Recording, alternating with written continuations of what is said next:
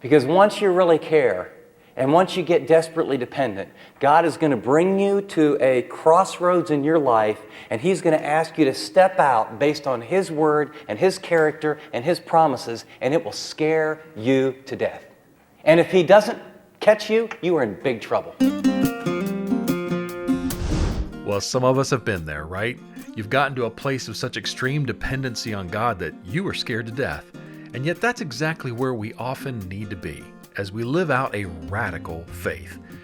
And that's what Chip Ingram is going to unpack for us on this episode of the Pathway to Purpose podcast here, brought to you by FCCI. I'm Ken Powell, your host, and I pray that all of us are ready to dive deeper into this amazing journey of faith where God will show up and accomplish more than we could ever ask or think in our businesses, our homes, our communities, doing it all for His glory, His fame. This message from Chip was recorded about a decade ago at an FCCI International Conference. And if you're listening to this by chance in early to mid-2024, then let me encourage you to register for this year's International Conference, which is September 15 through 18. We've secured another tremendous lineup of great speakers, including Jordan Rayner, Donald Miller, Richard Blackaby, Crawford Loretz, and more to be announced soon. So don't miss out on it. You can register, learn more at conference.fcci.org. If you've missed the past few episodes with Chip Ingram, make sure you go back and listen to those as well. But here's Chip as he continues in this message about holy ambition with a segment on pursuing a radical faith. I've heard the phrase often, we talk about finding God. And of course we want to find God. But sometimes when we use that kind of language, we get some things backwards, as though the responsibility, of course, is ours, but the real connection with God, we somehow think is all on our shoulders. And I like to suggest that God is a searching God. I like to suggest that God is a seeking God. Jesus' life purpose, His purpose-driven life was for the Son of Man, Luke 19, came to seek and to save that which was lost. So He was looking, He was searching. In John 4, when Jesus is talking to the woman at the well, and is it this mountain or that mountain, and when do you worship? And remember the answer? Lady, it's not about mountains. It's not about exterior worship. The Father is seeking, literally the word is pursuing, searching out those who do what? Worship Him in spirit and in truth. And of course, this side of the room, if you sat, you know that the eyes of the Lord are going to and fro throughout the whole earth, that He might strongly support those whose hearts are fully His. He's looking for one man, one woman, whose heart is fully His, that He could support that man or that woman to accomplish supernatural things. God is a searching God. He's a seeking God. And then you'll notice on your notes, I put one of my favorite verses. It's in Ezekiel 22. And it makes the point yet one more time. God speaking says, "And I searched for a man among them who would build up the wall and stand in the gap before me for the land, that I might not destroy it." That's an interesting verse, isn't it? God's searching. The eyes of the Lord. He's looking for a man, for a woman in this community or this country or this business or this church that would stand in the gap for Him so that He wouldn't have to exercise the judgment that is justly due. And my small confession would be, I guess I'm like you, I have bad days. And I lose perspective. And on my bad days, when I lose perspective, I start thinking things like, you know what, I don't think the world has ever been this evil. I don't think media has ever been this bad. I don't think, families have ever disintegrated at this rate. I just don't think the church has ever been quite so anemic. And then I go from there in my little, pity party and warped perception to say, you know what, I don't think there's much hope for radical change. Things are just too far gone. They're too bad. They're too difficult. There's corruption here, there's corruption there. And then I go to this thought that it's never been as bad as it is right now. And that's my little warped view of history. And then I open my Bible, or on occasion when I'm real motivated, open my history book, and I recall that the world at times has been far worse than it is right now. I can think of a time when God called Moses to stand in the gap when the situation of God's people was way worse than it is now. I can think of a time when he asked a woman named Esther to stand in the gap when all of his people would have been completely annihilated. I can think of times where David, or during the exile, or during the Middle Ages, or if you've done any research on the Revolutionary War period in our country, a spiritual low like almost never before. And whether it was Esther or Moses or the midwives or the Apostle Paul, God finds a man and God searches out and finds a woman, and he raises up someone at a different time in different places, and he gets his will accomplished. And we're going to talk about a God who is not powerless. He's not worried. He's not inept. He's not on the edge of his throne biting his nails saying, Gabriel, Michael, I wonder what's going to happen down there on the planet. He is in absolute sovereign control, but he is searching for a man or a woman, many of whom may be in this room on this day, who would say, I will follow you with all my heart, with all my soul, with all my mind. I will, with no reservations and no conditions, be all the man or all the woman you want me to be. I'm following you, Christ. You show me what to do, and I will do it. I'm going to live in this little thing called time, but it's going to impact all eternity. And so I want you to know my heart is yours. And as you look on your notes, we've learned 3 conditions of allowing our hearts to get in that position, because I think it is a process. The first is, do you have a dislocated heart? And that asks and answer the question, do I care? The second prerequisite is, do you have a broken spirit? And that asks and answers the question, are you really dependent? And the third prerequisite for a holy ambition, for filling the gap, for making a difference, is a radical faith.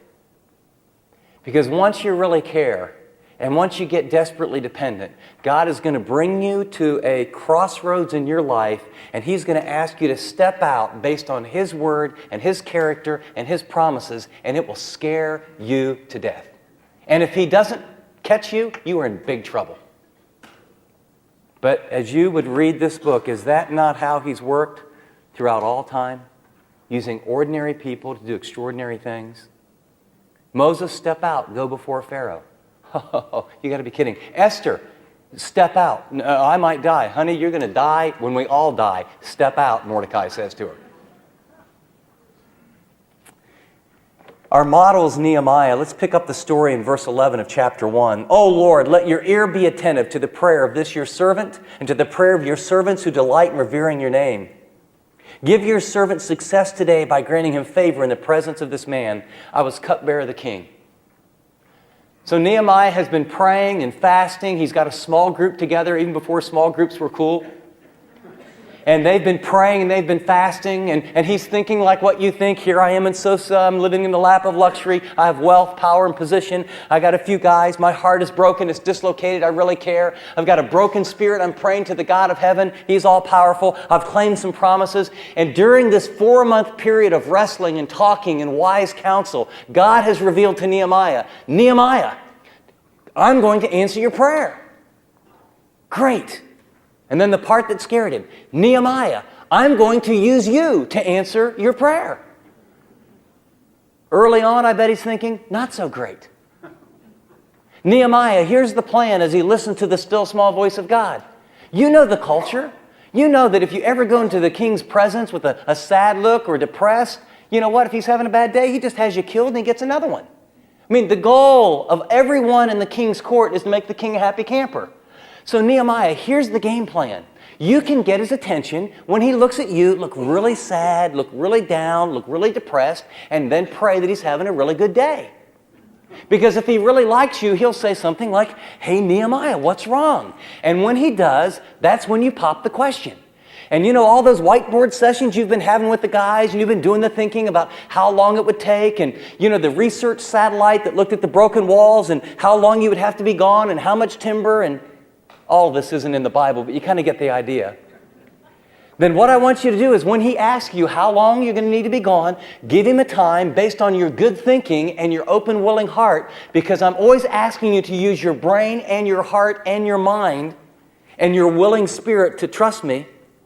And then Nehemiah, I'm going to send you back, and you're going to be the catalyst, you're going to be the point person for those walls to get restored, for those gates to get put up, for worship to occur again, and for my power and my presence and my agenda to occur back in Jerusalem. And that's the scene. And now you're going to get to watch like the camera opens up and it rolls in, and now we get to see how it plays out. In the month of Nisan, which is about April, in the 20th year of King Artaxerxes, when wine was brought before him, I took the wine and gave it to the king. I had not been sad in his presence before, so the king asked me, "Why does your face look so sad when you're not ill? This can be nothing but sadness of heart." Now notice, because of the culture, I was very much afraid. And in your notes, will you put a circle around the next word, but? I was very much afraid. The problem when God asks you to stand in the gap, when he asked me to stand in the gap, the moment this emotion comes, a lot of us get paralyzed and then we stop. We think, oh, if I'm this afraid, maybe God's not in it. I think when David had that slingshot and he was running out toward that giant, I think he's thinking, uh-oh. Uh-oh. I think he was scared to death. I think the greatest things you'll ever do in your whole life, you'll be terrified. There's nothing wrong with being afraid. There's something big and bad wrong with letting that fear keep you from doing what God wants you to do. Why do you think it's put in the text here? He says, I was very much afraid, but he didn't let it stop him. I said to the king, may the king live forever. Little good PR never hurts. Why should my face not be sad when the city where my fathers are buried lies in ruins and its gates have been destroyed by fire? The king said to me, what is it that you want? Then I prayed to the God of heaven. This is one of those very quick prayers. Oh, Lord, help me on this one. And I answered the king, if it pleases the king, and if your servant has found favor in his sight, let him send me to the city in Judah where my fathers are buried so that I can rebuild it. Then the king, with the queen sitting beside him, asked me, how long will your journey take, and when will you get back? It pleased the king to send me, so I set a time. Nehemiah cared.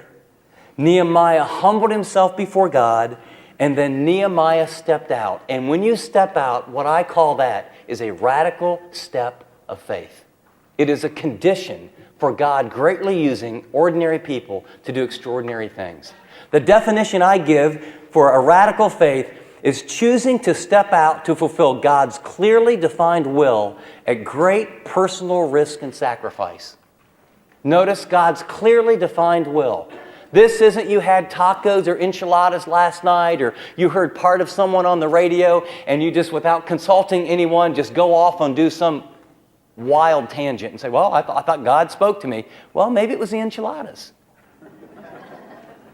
See, the Bible's really clear about what God's will is, and so you study the Scriptures and you're open and you get wise counsel, and then it's very clear this is God's will for Jerusalem. It's very clear God's will for the church. The Great Commission is very clear. What He wants for families is very clear. So we're talking about stepping out to fulfill the clearly defined will of God in your time, in your season, in your generation, and here's the kicker, at great personal risk and cost. And as you study and as I study the heroes of Scripture, it's often done by very reluctant people. I think we get confused reading the Bible and think that all these people pound their chest, I love God, I'm willing to give my life. And remember how Moses kind of backed into the job, didn't he? You know, I'm slow of speech and slow of tongue and, send somebody else. Esther didn't want the job. Jonah, there's a real hero for you. Hey, Lord. He's but did God use him? Over 100,000 people, maybe well over that, were in the city of Nineveh. And God saved them all because a very reluctant person, even after he initially disobeyed, said, you know what? Guess I can't run from you. I'm going to do what you called me to do. And we could go through, Barnabas, no one would even get near Paul. Barnabas risked his life. Over and over and over, the midwives, Peter, regular, ordinary people that are just like you. I think the lie of the enemy is to believe that God is going to do something great in the world, that there's this big, holy ambition that you're thinking, even as you sit here, you know what? Yeah, I met someone at one of the breaks, or one of the person who taught the workshop. Yeah, I bet God could use them. But not me. I'm not spiritual enough. Heavens knows, I still have some of these issues I'm working through, and I'm not near as smart as some other people. And we have a business, but it's not like a big business. And of course, no matter what size your business is, you're comparing it to what? Someone who is way bigger. And so we kind of talk ourselves out of believing God could ever use a regular person. I got an email a day just before I came, and I'd love to share it with you. And if anyone speaks Arabic, you can translate it for me, except for the 2 or 3 little lines that are in English. This is from Pastor Ronnie. I was with Pastor Ronnie in July. Pastor Ronnie is a pastor in Iraq, in Baghdad. And Pastor Ronnie is a great man of God. But he's just as normal as you and me. And we were there with about 200 leaders from 22 Arabic countries, and we taught spiritual warfare. It's an exposition of Ephesians 6, and we put it on video, we put it on audio, we put it on notes, we put it on PDF files, and we taught all those people and had it all translated in Arabic. And then when we got done, all those guys took one of these that they could use in their own country, and now they teach it. And right now he's taught about 100 people in Iraq about spiritual warfare. And then he's got the DVDs, and then he shows parts of them. And then after he teaches it, they do it in small groups, and all the workbooks and all the stuff. And can you imagine teaching on spiritual warfare in Iraq right now? And this is he had some big struggles, and so he asked me, and I gave him a book on comforting people, of dealing with their issues. And he read 2 chapters, and he said, "Could I have this book?" I said, "Sure." He said, "Do you mind if I translate it?" I said, "No." He said, "I'll have it done in a month." And he sent me the email of 50 Days of Spiritual Growing, Lessons on Leadership. And the book I gave him, this is the translation work. He's almost done. Now, that still that's pretty heroic. But Ronnie's a regular guy. But as we were talking, because you know those guys that are real eager, like after every session, they have these theological questions. And so pretty soon, Ronnie and I, by like day 3, we're buddies, I get done, I'm thinking, where's Ronnie? And so big Ronnie comes, and he's got 20 other pastors from Iraq. And they've got a team. And he says, you know what, all the news in America, I know there's all the difficult things, but he says, you cannot believe what God is doing in Iraq right now. And he said, one of the hardest things for me was, and I will not pronounce his name right, but remember the number 2 guy that was killed? And if someone can say his name, yell it out quickly. Zakari? Thanks, man. First, this is sovereignty of God on the front row where I can hear someone knows the name. And so he, anyway, where Ronnie lives that's where that guy and his radicals hang out. And so they went to him, and it's an evangelical Bible teaching church, and had a cross on it, and they came to him and said, "Take down the cross." And he said, "Well, I don't want to take down the cross. We really believe in Jesus." And he said, let me give this to you real clearly. Take down the cross, or tomorrow we're going to bomb your church. And he said, there's part of us in Iraq, if they bomb our church, they bomb our church. But he said, our church, the way the buildings are connected, it's in a housing development, and we're just in the center of it. It would kill lots of non-Christians. And so I reluctantly went up, and I took down the cross. And, every morning I'd pray to the Lord and think, Lord, this doesn't seem right, but I think it's the right thing to do. But you've at times torn. It's an ethical issue. It's kind of gray. People still know it's a church, but I don't want to take down the cross. I want to honor the Lord. I don't want my neighbors killed. And so, but every morning he'd get up and he'd pray. And he said one morning he was praying, and he just said as distinctly, and he said, this doesn't always happen, but the Lord just whispered, "Ronnie, you can put up the cross today." And he said, in fact, I want you to do it between 2 o'clock and 4 o'clock in the afternoon. Zakari and his guys said, no one can be you can't go out on the streets. And I don't know what they did, but and so he says, at 3 o'clock today, I want you to take the cross and put it back up on the church. So, I mean, this is like remember the old Gunsmoke Westerns where there'd be the empty street? I mean, here, Pastor Ronnie, he's scared. He was afraid. He said, but I believe the Lord spoke to me. And so he's got the cross, and he's going to climb up and put it, and he's walking down the middle of the street. And he's thinking, I wonder if I'm going to make it to my church. And so but he obviously did because he told me this story. So those ladies that are concerned about the ending, it's got a good ending, okay? So he's walking, and he says, so finally, 3 o'clock in the afternoon, I put it up. He says, that was on a Monday. And he said, I just had a very strong direction from the Lord to do that. That was Monday. On Wednesday morning, Zachariah was killed. And as I read, the Lord said, I will take care of you. It's time now to put it back up. I'm going to deal with some issues. But don't you think that's a good picture of a radical step of faith? See, that's what I'm talking about. I'm not talking about doing outlandish, crazy stuff. I'm talking about when God clearly speaks. And this one, obviously, it's a real specific leading from God, so you got to be very clear. But it's all about very clearly fulfilling what God has us do. And I believe it takes a radical step of faith. In my experience in my own life and in the lives of people, this is where a lot of us, I think we pray, we get a broken spirit, we get dependent on God, and then God asks us to do something, and you get right to the edge, and we get so afraid. And we start thinking about money, we start thinking about security, we start thinking about what relationships and, what will my husband think, or what will my wife think, or my parents will think, or there's business partners, or what if we have to relocate, and that would mean we'd be farther away from the grandkids, and all these things happen, and I think we get right up to the edge of God doing something very, very significant, and then all those cultural trappings, sort of those little lines, start pulling us back in, and you end up pulled back into, just play it safe. I mean, you probably didn't really hear from God. Besides, right? You're a normal person. You're an ordinary person. You're not, you may be smart, and you may be in the top 1%, but you're probably in the lower part of the 1%. There's probably, right? And there's people that are really way more spiritual. Isn't this how we talk ourselves out of this? And God probably has someone with a lot more, this is so crazy. I may be biblical, but it's so crazy. God could never want me to do this.